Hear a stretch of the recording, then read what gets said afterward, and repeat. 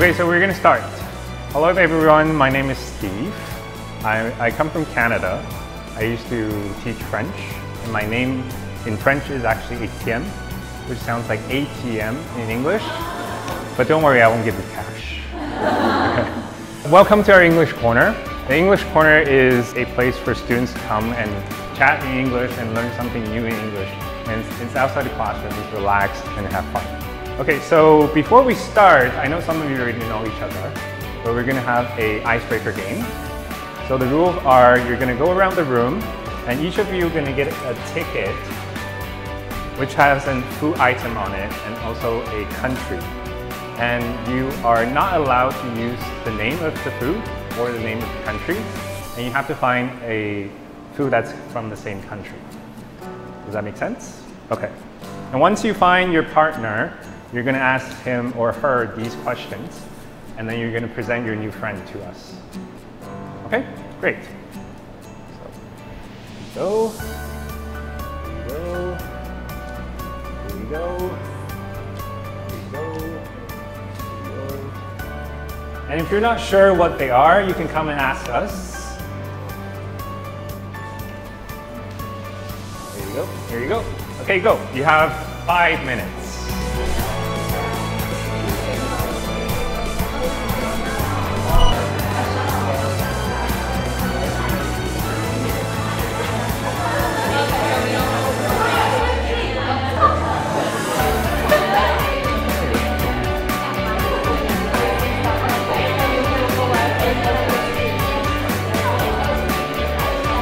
Okay, time's up. Please have a seat. All right, so who wants to start presenting their new friend? We'll start from this side of the room. And she loves anything with cheese. So that includes, spaghetti pizza we had earlier, and macaroni and cheese. Cheese potatoes, yes, I missed that out. And she finds the food choices at NTU.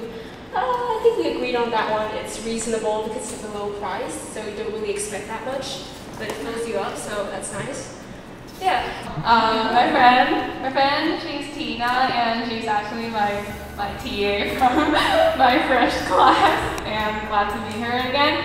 And I didn't ask how old are you, but I guess maybe 20. Oh no, it's 18. It's 18. Okay.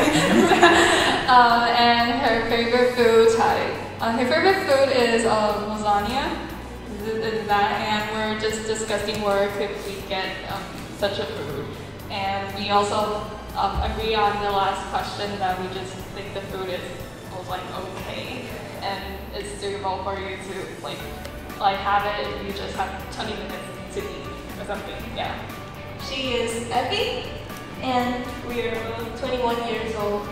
Her favorite food is, she likes sweets. For example, chocolate, cakes, and all sorts of things that are has high calories.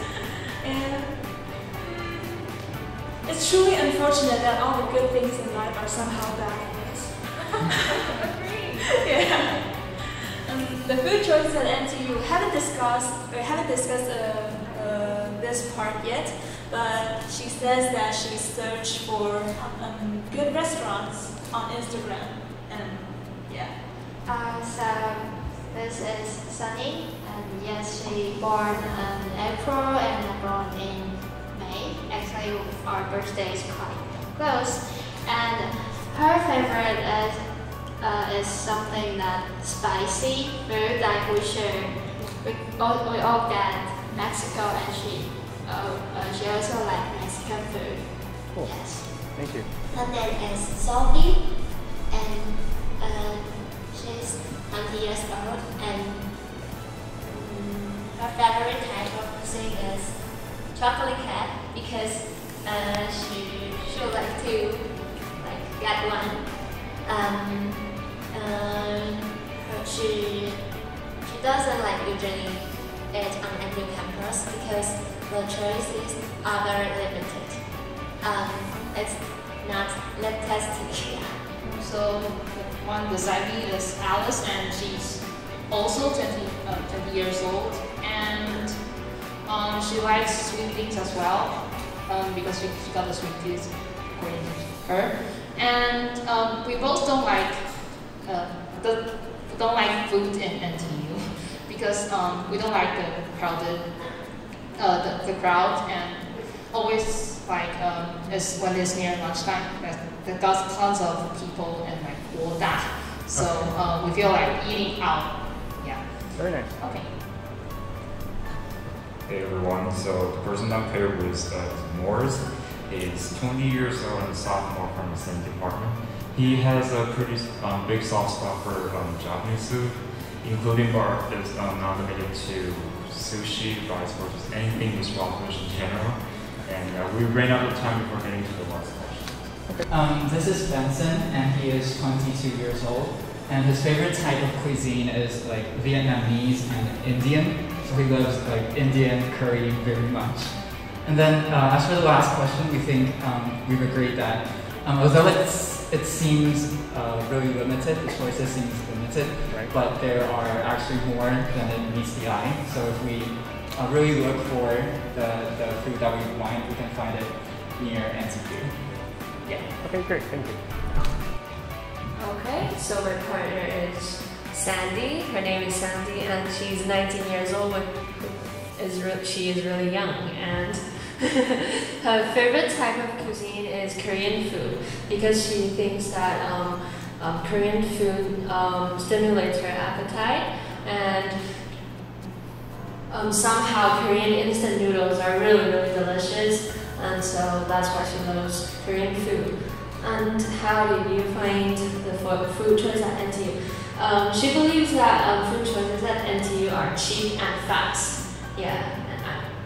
And I forgot the third adjective she told me. That's great, thank you. Okay, so I also forgot the third one, but this is Winifred. And she is also 19 years old, also very young. But okay. Her favorite food is Thai food, and it is also because of the spice in it. It stimulates our appetite, even though the weather is hot.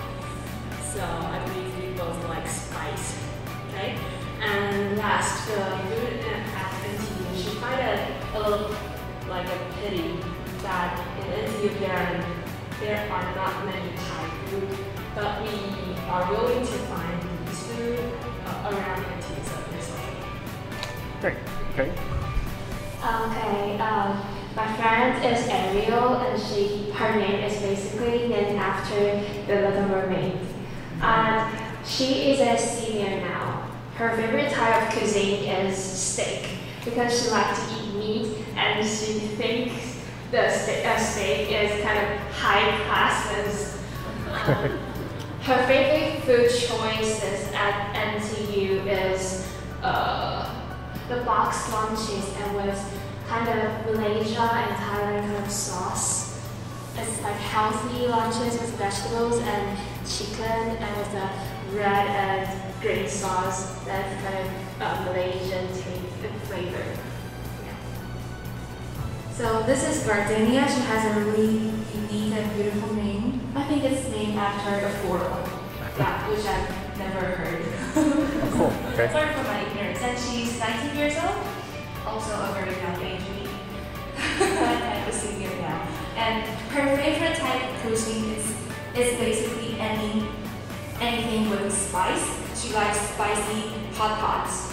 And her favorite type of cuisine, besides she really likes what her mom cooks. Yeah, her mom is a really good cook. And how does she find the food choices at NTU?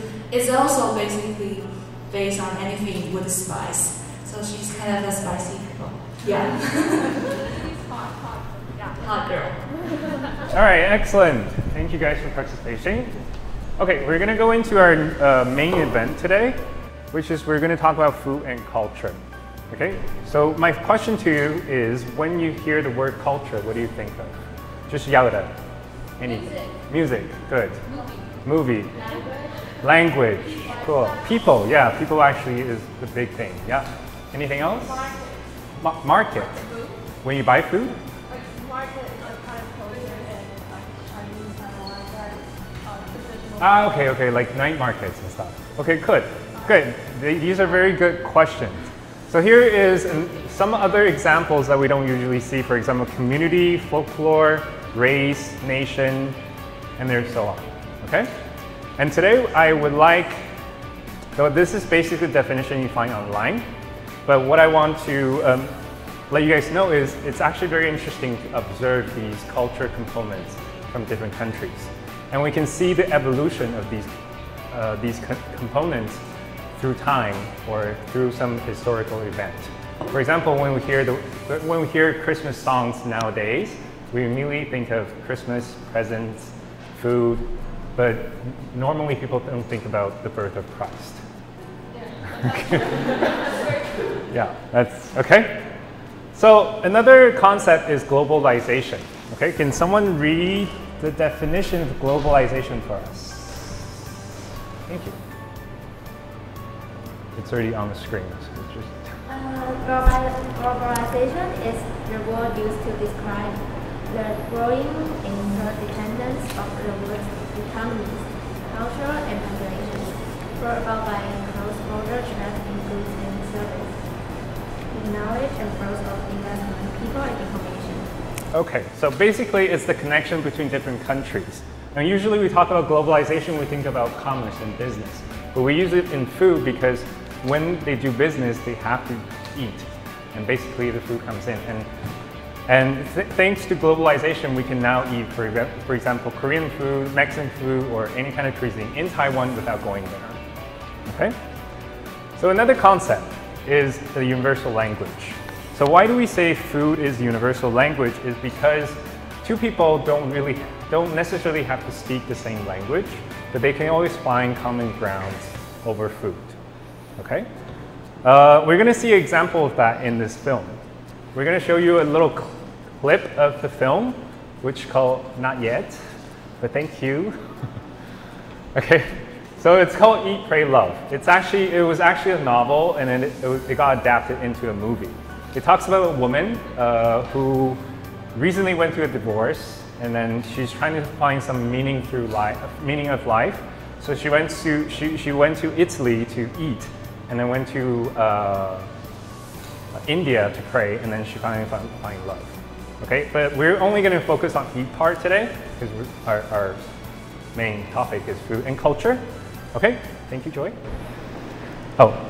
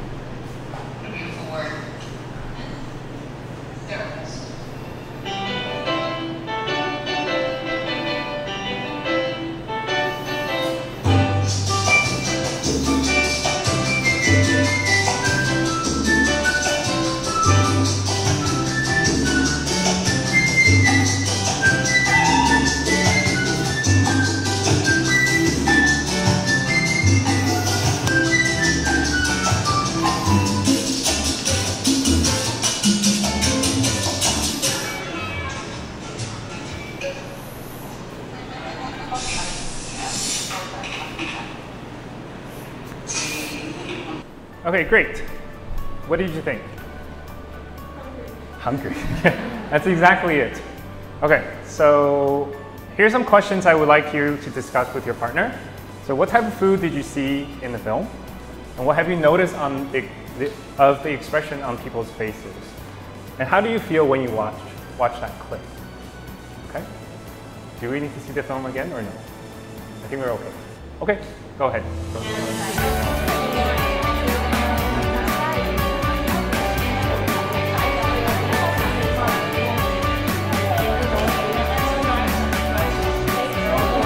Okay, great, thank you. And I'm going to ask two groups to share your thoughts on these questions. Who would like to volunteer? How about the boys? So some of the menus shown in this board, for some of the menus include pasta, pizza, and we also caught a glimpse of like this European style breakfast food will consist of like poached eggs, poached asparagus, and smoked salmon, which just to name a few. And we particularly like the presentation of this food. I think it's very artistic, and the way this food is presented makes you think about food beyond the sense of just nourishment. And we think that food can also be viewed in the sense of enjoying the food. Very good. Excellent. Another group would like to share?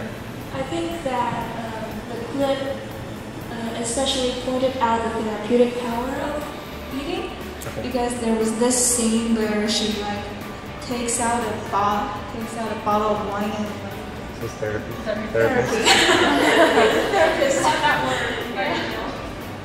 So I think that there was definitely that element in there. Cool. Okay. Excellent. So let's go back to our concept of universal language. Why do I say this film shows that is because when we see people eating, for example, Julia Roberts, when she was eating pasta, we have that taste of pasta in our mouth without actually being there, because we know what pasta is. So we don't necessarily have to be at the same place, or we don't have to speak the same language. For example, it's Italian, but we understand pasta. Okay, so that's why we say food is a universal language that connects people. Okay, excellent. So now we're going to go into our next part. I'm going to give you a little fun facts on Italy, or Italian food. Okay, so we know that Italian has pizza, pasta, and salad. Okay, pizza, in history, pizza is usually eaten by soldiers on the field. It is usually just dough with cheese and nothing else. And as through time, we put more ingredients on it. And as they go to different countries, for example, they come to Taiwan and we put 猪血糕 on it. And then they go to Japan, they actually have a fish and chips flavor pizza. So some people say it's a what? Pardon me?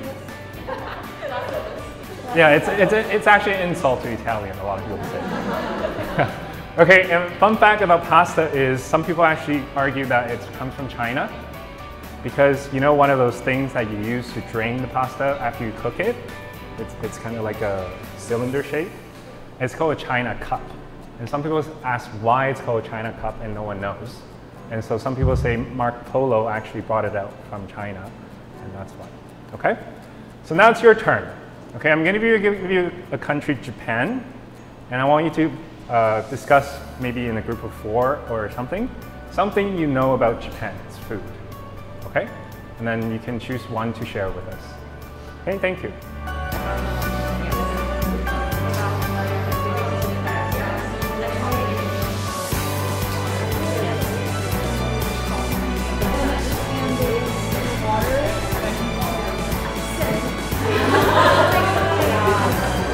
All right, so each group will have one volunteer to present something interesting about Japan. One thing that our group mentioned is the fried steak. Ariel has been to Japan and she shared about an experience having a fried steak. We're not sure if that is the traditional food of Japan, but it's definitely something that you have to try if you go to Japan. So it's a really small shop, a small restaurant with few seats, and you have to be in line for a long time. But the meat inside is very raw but really tender, and each bite is an enjoying moment of your life. Yeah. So it makes me really want to try that one time. Yeah. Excellent. Okay, then we're going to try fried steak. Yeah. Oh, cool. Okay, next group. Who would like to be the volunteer? So we mentioned the sashimi. Sashimi, good. And it's delicious, like a raw fish, sliced into the easy to eat. Yeah, the layer is pretty. Yeah. And wasabi with the sashimi is really great. Personally, I like sashimi better than sushi because I feel like a waste of green rice compared to sashimi. Me too. And the 4 of us also like matcha. Matcha, okay. Yeah, everything right. Matcha can come to it can taste sweet, taste with sweet, but also and the texture is really rich, the matcha and green tea as well. Okay, so. Cool. Thank you. Next group. We talked about water, actually. Water in Japan. So it's very interesting.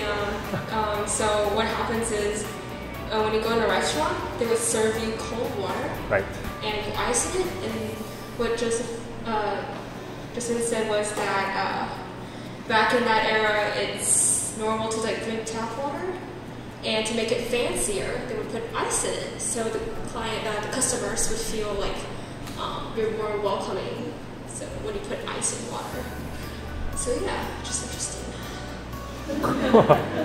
That's interesting. I didn't think of the water. Okay. I also prepared some fun facts for you. The first one we talk about is sushi. According to the internet, not me, so don't hate me. Some people say sushi actually comes from China. It dates back really, really old when there was no refrigerator. So the farmers or the fishermen, they want to store fish, and they will use salt and store fish, and then they cut the fish, the fermented fish, on top of rice, and then they eat it together. Okay, and then obviously now Japan made it really famous, and they eat pretty much anything you can find in this. Okay, another fun fact for tonkatsu, which is deep fried pork cutlet. It's actually the name tonkatsu is the same name for victory in their language. So a lot of times when you have a job interview or when you have a test, they will go eat a tonkatsu. Okay? So the reason why I asked you to discuss the fun facts about different kind of foods from Italy or from Japan or from any other country is because maybe next time when you eat something, you can Google and research fun facts about it before you eat it.